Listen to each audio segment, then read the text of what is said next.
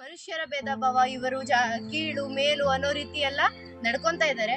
ಆದ್ರೆ ನಮ್ಮ ಶಾಲೆಯಲ್ಲಿ ನಾವು ಚಿಕ್ಕವರಿದ್ದಾಗಿಂದಲೇ ನಮ್ಗೆ ಪೋಷಕರು ಸಹ ಮತ್ತೆ ನಮ್ಮ ಶಿಕ್ಷಕರು ಸಹ ಹೇಳ್ಕೊಡ್ಬೇಕಾಗಿರೋದು ಏನಪ್ಪಾ ಅಂದ್ರೆ, ನಾವ್ ಯಾವಾಗ್ಲೂ ಒಟ್ಟಾಗಿರ್ಬೇಕು, ಒಗ್ಗಟ್ಟಾಗಿರ್ಬೇಕು.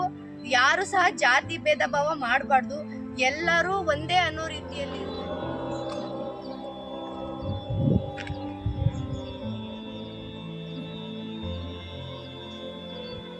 ಬಟ್ಟೆಗಳನ್ನ ಹಾಕೊಳ್ತಾರೆ, ಪಕ್ಕದಲ್ಲೂ ಕೂಡ ಕೂರಿಸ್ಕೊಳ್ತಾರೆ, ಕೆಳಗಡೆ ಬೆಂಚ್ ಅವ್ರು ಏನೇ ಒಂದು ಹೇಳಿದ್ರು ತುಂಬಾ ಅವ್ರ ಬಗ್ಗೆ ಕೀಳ್ ಜಾತಿ ಎಂಬ ಕಾರಣದಿಂದ ಕೂತಕ್ಕೂ ಅದನ್ನು ಪಕ್ಕದಲ್ಲಿ ಕುಂದಿಸ್ಕೊಳ್ತಾರಿಲ್ಲ. ಅವ್ರ ಶಾಲೆಗಳಲ್ಲಾದ್ರೂ ಅಷ್ಟೇ, ಅವ್ರ ಟೀಚರ್ಸ್ ಆಗಿರ್ತಾರೆ ಅದೇ ರೀತಿ ಭೇದ ಭಾವ ಮಾಡ್ತಾ ಇದ್ರು.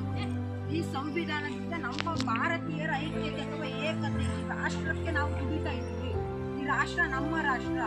ಈ ರಾಜ್ಯಗಳು ಅಂತ ನೋಡಿದ್ರೆ ನಮ್ಮ ರಾಷ್ಟ್ರಕ್ಕೋಸ್ಕರ ಸೀರರಾಗಿರ್ತಕ್ಕಂಥ ಡಾಕ್ಟರ್ BR ಅಂಬೇಡ್ಕರ್ ಏನ್ ಮಾಡ್ತಾ ಹೋದ್ರು, ನಮ್ಮ ಹಲವಾರು ಪುಸ್ತಕಗಳನ್ನ ಅಥವಾ ಒಂದು ಸುದ್ದಿ ಅವರು ನ್ಯೂಯಾರ್ಕಿಗೆ ಹೋಗಿರ್ತಾರೆ.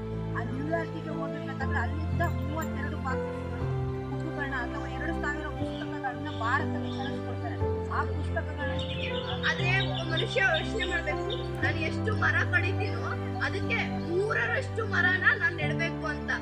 ನನಗೋಸ್ಕರ ತಾನು ಎಲ್ಲಾನು ಸಹ ಮಾಡ್ಕೊತಾನೆ, ಆದ್ರೆ ಪರಿಸರಕ್ಕೆ ಏನು ಸಹ ಮಾಡಲ್ಲ.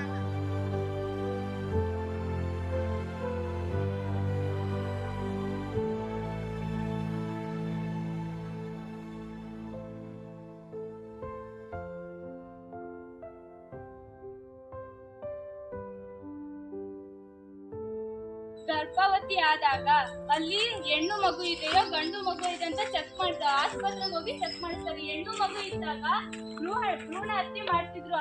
ನಮಗೆ ಗೊತ್ತೇ ಇರ್ಲಿಲ್ಲ. ನಾವು ಈ ಗ್ರೂಪ್ ಮಾಡ್ಬಿಟ್ಟು ನಾವು ಓನಾಗಿ ಇಷ್ಟು ಟ್ಯಾಲೆಂಟೆಡ್ ಆಗಿ ಬರಿಬೋದಿತ್ತು, ಇಷ್ಟೆಲ್ಲ ತಿಳ್ಕೊಂಡಿದೀವಿ.